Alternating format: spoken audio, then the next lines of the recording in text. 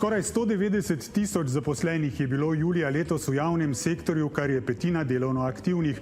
Od zaposlenih na ministrstvih, občinah, upravnih enotah, vrtcih, šolah, fakultetah, bolnišnicah, zdravstvenih domovih, sodiščih, policiji, vojski, do kulturnih ustanov, agencij in javnih raziskovalnih zavodov. Inštitut za hidravlične raziskave. Javni raziskovalni zavod s 13 zaposlenimi, ki s fizičnimi, numeričnimi in hibridnimi modeli ter meritvami na terenu raziskuje, kako na vodne tokove vplivajo mostovi, jezovi, kako se obnašajo ob poplavah, pojasnjuje direktorica dr. Tanja Prešeren.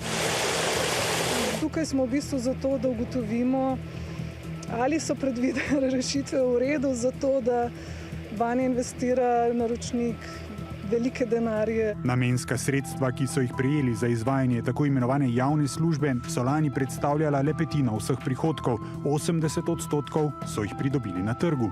To prinaša svoje prednosti in slabosti.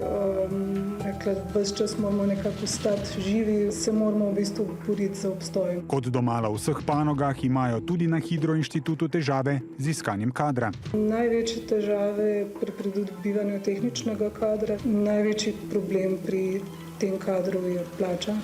Težave imamo tudi s pridobivanjem raziskovalcev. In povprečna plača? Povprečna plača je zdaj približno 3000 evrov bruto, se pravi, to je vključno z redno delovno uspešnostjo. Število zaposlenih v javnem sektorju ves čas raste. Ob parlamentarnih volitvah leta 2018 jih je bilo dobrih 172 tisoč. Pod vlado Marjana Šarca je naraslo na 177 tisoč. Potem je prišla vlada Janeza Janše in še skoraj 5 tisoč novih zaposlitev.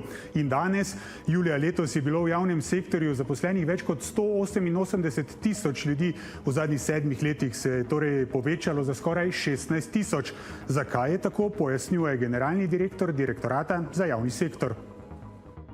Število zaposlenih seveda narašča, vendar predvsem v delu storitev javnega sektorja, zdravstvo in socialnem varstvu. Veste, javni sektor zagotavlja javne storitve in javne storitve so povezane s potrebami prebivalstva, saj jih ne ustvarjajo sami.